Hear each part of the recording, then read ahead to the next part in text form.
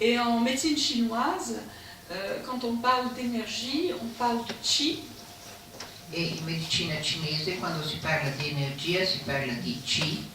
Et on a la même représentation de l'énergie qui peut se transformer en matière et vice-versa, la matière peut se retransformer en énergie. E è la stessa cosa, la materia può trasformarsi in energia, l'energia può trasformarsi in materia. Chinoise, depuis 5000 ans, utilise la physique quantique pour expliquer effectivement le fonctionnement du corps humain. E da 5000 anni la medicina cinese utilizza la fisica quantistica per spiegare il funzionamento del corpo umano.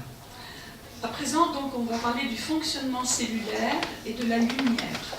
Parliamo ora del funzionamento delle cellule e della luce. Alors, j'ai également eu la chance de rencontrer le professeur Fritz Albert Popp, que certains de vous connaissent peut-être, qui est allemand. Et Fritz Albert Popp et l'équipe de Christoforov ont également travaillé sur la biophotonique. E ho avuto anche la fortuna di incontrare Fritz Albert Popp, che è tedesco, e l'equipe russa di Christoforov, lui e l'equipe russa di Christoforov. Di Christoforov hanno lavorato insieme sulla biofotonica. Alors, si vous envoyez de la lumière sur une cellule, se mandate della luce su una cellula, elle réagit comme un accumulateur de photons. Essa reagisce come un accumulatore di fotoni. L'ADN émet aussi des photons. Il DNA emette anche dei fotoni. Lorsque les deux brins d'ADN s'ouvrent. Quando i due filamenti di DNA si aprono. Et Fritz Albert Popp dit que ce sont les biophotons qui sont stockés dans l'ADN. Fritz Albert Popp dice che sono i biofotoni che sono stoccati nel DNA. Qui génèrent l'énergie électromagnétique. Che generano l'energia elettromagnetica. Et ce serait cette énergie électromagnétique qui régulerait plus de 100 000 fonctions chaque seconde dans la cellule. E sembrerebbe che fosse questa energia che regola le 100.000 reazioni chimiche che hanno luogo ogni secondo in ogni cellula dell'organismo umano. Et cela crée un champ de cohérence quantique. E questo crea un campo di coerenza quantica. Mais aussi un système de régulation, de mémorisation et d'information. Ma anche un sistema di regolazione, di memorizzazione e di informazione. En harmonie avec le champ de cohérence de l'univers. Che è in armonia con il campo di coerenza dell'universo. Pour Popp, la maladie apparaît quand le corps ou l'environnement perd sa cohérence quantique. Per Popp la malattia compare quando il corpo o l'ambiente perdono la loro coerenza quantica. Et pour lui, l'homéopathie est une des rares médecines qui peut ramener cet état de cohérence. E per lui l'omeopatia è una delle rare medicine che può riportare questa coerenza. Le professeur Christoforov est également un grand admirateur de l'homéopathie pour les mêmes raisons. E il professor Christoforov è anche un fervente ammiratore dell'omeopatia per queste stesse ragioni. Un jour, le professeur Christoforov m'a montré, il a un appareil qui s'appelle AcuVision, avec lequel on peut voir les points d'acupuncture sur le corps humain. Un giorno il professor Christoforov mi ha mostrato uno dei suoi apparecchi chiamato AcuVision, sul quale si vedono i punti di acupuntura sul corpo umano. Et ces points d'acupuncture sont aussi brillants que des étoiles dans l'univers. E questi punti sono brillanti come le stelle nell'universo. Et donc ça a donné lieu à un moment très, très étonnant parce que je lui disais que dans la tradition chinoise ancienne, on dit que on pouvait voir autrefois les points d'acupuncture sur le corps humain. Ed è stato un momento di grande condivisione perché gli ho raccontato che nella tradizione cinese si dice che gli antichi cinesi potevano vedere i punti di acupuntura sul corpo umano. Et pour eux, les points d'acupuncture qui sont sur le corps humain sont en lien direct avec l'univers. Et donc quand on met une aiguille d'acupuncture, on permet donc aux énergies de l'univers de venir traiter l'organisme humain. E per loro questi punti sono in relazione con l'universo e quando mettete gli aghi questo permette all'energia dell'universo di venire a trattare il paziente. Maintenant, on va parler du fonctionnement cellulaire et des vibrations. Parliamo ora del funzionamento delle cellule e delle vibrazioni. Plusieurs chercheurs se sont intéressés à cet aspect-là. En tout cas, dans une interview télévisée en 1996, Jacques Benveniste parlait déjà des molécules qui étaient toutes dans un état vibratoire dans le corps humain. In un'intervista alla televisione, Jacques Benveniste nel 1996 parlava già delle molecole che erano tutte in uno stato vibratorio nel corpo umano. Et Mei Wanhuo parle également des vibrations moléculaires qui créent des sons, ce qu'elle appelle le quantum jazz de la vie. E Mei Wanhuo parla ugualmente delle vibrazioni molecolari che creano dei suoni e questo lo chiama il quantum jazz della vita. Mais ici, à Milan, vous avez quelqu'un d'extraordinaire qui est un physicien quantique qui s'appelle Emilio Del Giudice. Vous connaissez peut-être, lui il travaille sur l'eau. Et il dit que en fait... pardon. E qui a Milano vedo qualcuno di molto straordinario che si chiama Emilio Del Giudice. È stato qua da noi, ha tenuto la conferenza. Il est venu ici, il a fait une conférence. Oui, c'est absolument très bien, il y a 2 ans. Et moi je l'ai rencontré à Boston, là, au mois d'octobre. Parce que tous les ans, à Boston, on fait une conférence sur l'eau. Ogni anno a Boston c'è una conferenza sull'acqua. Et Emilio nous disait qu'en fait, l'eau, il y a 2 états. Il y a un état stable et un état excité. E diceva Emilio Del Giudice diceva che l'acqua ha 2 stati, uno stabile e l'altro eccitato. Voilà, où il y a un électron qui est disponible. Dove c'è un elettrono disponibile. Et que ce passage d'un état à l'autre libère des sons. Enfin, il y a vraiment, c'est pas des bruits, c'est des sons. E questo passaggio da uno stato all'altro libera non dei rumori ma dei suoni. Et il parlait de la musique du corps humain. E parlava della musica del corpo umano. Et c'était étonnant parce que William Rosten a fait les mêmes découvertes sur ces fameuses sculptures de neurones qu'il fait à l'INSERM. Ed è molto strano perché William Rosten ha fatto le stesse scoperte quando ha registrato i suoni emessi dalle sue culture di neuroni. Voilà. Donc ça donne donc une autre notion, si vous voulez. C'est vrai que Quantum Jazz of Life, c'est la notion qu'à l'intérieur du corps, tout est son, tout est musique, tout est vibratoire. Donc ça donne d'autres informations que celles qu'on a habituellement. Et Mei Wanhuo nous disait au congrès de Copenhague, c'était en 2008. Tutto questo ci dà un'altra informazione su quello che abbiamo di solito normalmente e il quantum jazz della vita ci dà appunto una visione nuova che è venuta fuori anche al congresso di Copenaghen nel 2008. Qu'il était très important de communiquer avec nos cellules.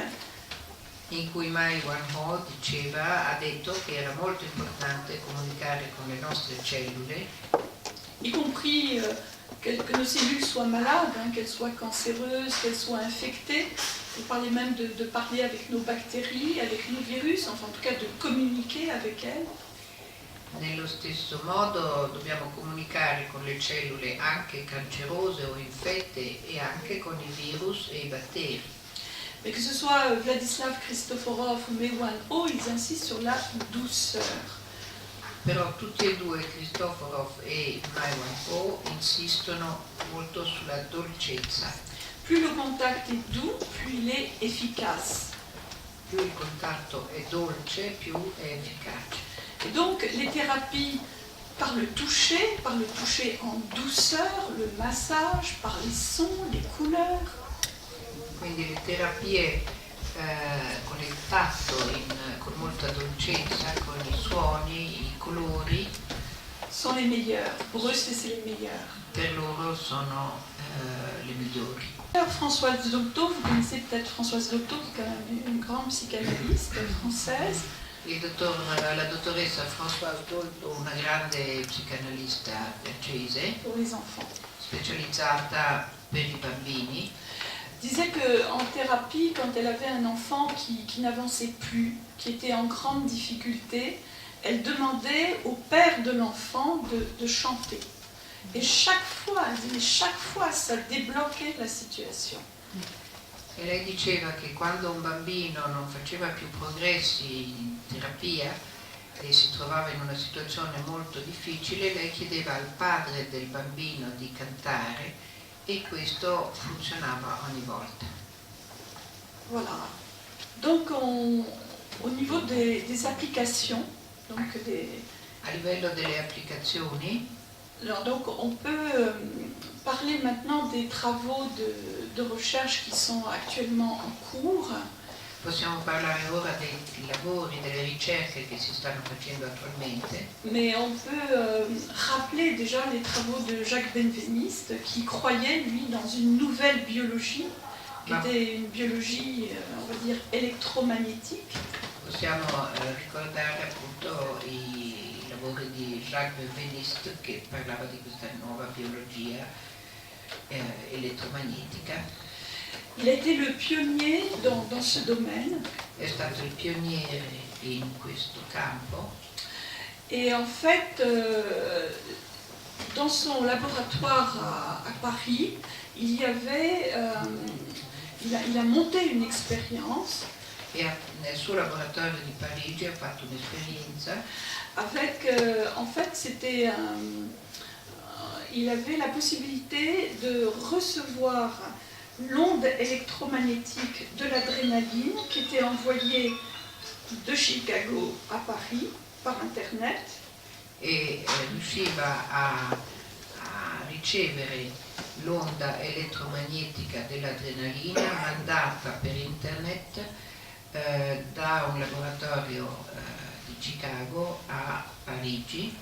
Et cette onde électromagnétique donc, qui était redonnée à un cobaye à travers de l'eau informée, E questa onda elettromagnetica veniva ridata a una cavia attraverso l'acqua informata déclenchait une réaction absolument identique à celle qu'il y aurait eu avec l'adrénaline elle-même. e questo scatenava la stessa identica reazione che ci sarebbe stato con la molecola stessa dell'adrenalina. Donc cette eau informée par l'onde électromagnétique de l'adrénaline faisait fibriller le cœur de cobaye pendant 3 heures. E questa acqua faceva fibrillare il cuore della cavia per 3 ore. Et donc Jacques Benveniste nous disait que chaque molécule qui existe dans notre chimie peut être effectivement active par son onde électromagnétique. Benveniste ci diceva che ogni molecola chimica può essere sostituita dalla sua onda elettromagnetica. Aujourd'hui, il faut que vous sachiez que la Food and Drug Administration autorise l'utilisation du taxol électromagnétique pour traiter le glioblastome du cerveau. Dovete sapere che oggi la Food and Drug Administration autorizza l'utilizzazione del Taxol elettromagnetico per trattare tutti i glioblastomi del cervello. Effectivement, le Taxol ne peut pas passer la barrière hémato-encéphalique. Effettivamente il Taxol non riesce a attraversare la barriera ematoencefalica. Par contre, l'onde électromagnétique, elle le peut. Però l'onda elettromagnetica può attraversare. Voilà. Et les Russes ont créé effectivement la possibilité d'utiliser ce type de thérapeutique. E i russi hanno creato appunto la possibilità di utilizzare questo tipo di terapia. Avec la formation de 10 000 médecins aujourd'hui. Avec la formation di 10 000 médecins. E sono 10.000 medici che sono stati formati in questo senso. En fait, donc Jacques Benveniste meurt en pleine disgrâce en 2004. Jacques Benveniste muore in piena disgrazia nel 2004. Et c'est le professeur Luc Montagnier, que vous connaissez tous, qui est celui qui a reçu le prix Nobel de médecine pour sa découverte du virus du sida, qui a repris les travaux de Benveniste. E il professor Luc Montagnier, che conoscete bene, che ha avuto il premio Nobel per le sue scoperte sull'AIDS, il professor Montagnier, dicevo, ha ripreso i suoi lavori dopo la sua morte, dopo la morte di Benveniste, e ha riscoperto tutto il suo genio. Effectivement, vers la fin de sa vie, Benveniste s'est aussi intéressé à travailler sur ce qu'il appelait la biologie électromagnétique, c'est-à-dire comment dépister les virus, les germes, par leur onde électromagnétique. Effettivamente verso la fine della sua vita Benveniste ha lavorato sulle onde elettromagnetiche dei batteri e dei virus, cercando di definirli con questi nuovi mezzi di diagnosi. Et donc cela donne au jour d'aujourd'hui ce qu'on appelle une nouvelle biologie, la biologie électromagnétique. E questo dà oggi una nuova biologia che è la biologia elettromagnetica. Aujourd'hui, le professeur Montagnier, avec cette technologie, peut détecter des bactéries, mais aussi des virus. Oggi il professor Montagnier con questa tecnologia può scoprire i segnali elettromagnetici dei batteri Et des virus. et En des fait, virus. il détecte les signaux électromagnétiques de l'ADN qui sont dans le plasma. Scopre i segnali elettromagnetici del DNA che sono nel plasma dei pazienti. Donc on a effectivement travaillé avec cette technique sur différents patients. Au départ, on a beaucoup travaillé avec des enfants autistes et le professeur Montagnier s'est aperçu que 99% des enfants autistes étaient porteurs de signaux électromagnétiques pour des bactéries.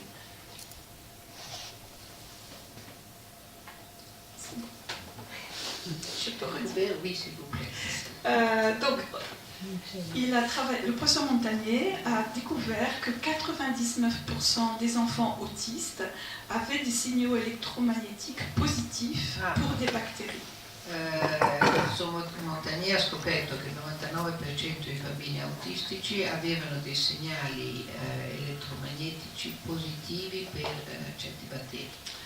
Mais il a également trouvé des signaux électromagnétiques positifs chez les personnes qui avaient des Parkinson, des scléroses en plaques, des polyarthrites rhumatoïdes, mais aussi des cancers, des Alzheimer, autistes. E ha anche scoperto la positività di questi segnali elettromagnetici di agenti infettivi nei pazienti affetti da malattie croniche come il Parkinson, la sclerosi a placche, l'Alzheimer, l'autismo, appunto, la polyarthrite rheumatoide et anche il cancro. Et donc, en fait, c'est des nanogermes, c'est des petits germes qui se mettent la plupart du temps dans des cellules, en intracellulaire. Et donc, il s'agit de rickettsiose, de néorickettsiose, de mycoplasme, chlamydia. Si tratta in effetti di nanogermi che penetrano e danno luogo poi a rickettsiosi, neorickettsiosi, micoplasmi o chlamydia. Mais en tout cas, les résultats dans l'autisme sont tout à fait étonnants, puisqu'il peut suivre la progression avec le traitement, puisqu'il y a un état infectieux, on a utilisé des traitements antibiotiques, et qu'au fur et à mesure qu'on utilise les traitements antibiotiques, on voit les signaux électromagnétiques qui diminuent, donc le taux de germe diminue, et surtout en parallèle, les enfants vont mieux, c'est-à-dire que les enfants se mettent à reparler et sont scolarisés en général au bout d'un an dans la même classe d'âge, donc ils rattrapent leur retard scolaire. Così ci sono stati da 70-90% di risultati positivi con questi segnali elettromagnetici dei batteri. Con un trattamento antibiotico i risultati mostrano una scomparizione dei segnali elettromagnetici dei germi e i bambini diventano di nuovo capaci di parlare e di raggiungere i risultati scolastici dei bambini della stessa classe di età dopo un anno di trattamento antibiotico. Alors, les antibiotiques sont un moyen thérapeutique, mais ils ne sont pas les seuls. Gli antibiotici sono un mezzo terapeutico, ma non sono l'unico. Et pour moi, les meilleurs résultats s'obtiennent par une approche intégrative, c'est-à-dire qui utilise aussi l'utilisation des plantes, de l'homéopathie, mais aussi des massages, mais aussi des saunas. Enfin, c'est aussi toute une prise en charge de l'alimentation qui évidemment est essentielle. Per me gli antibiotici non sono i soli mezzi da considerare, per me i risultati migliori si ottengono con un approccio integrativo che comprende anche il lato alimentare, che comprende anche tutto il lato massaggi, sauna, eccetera.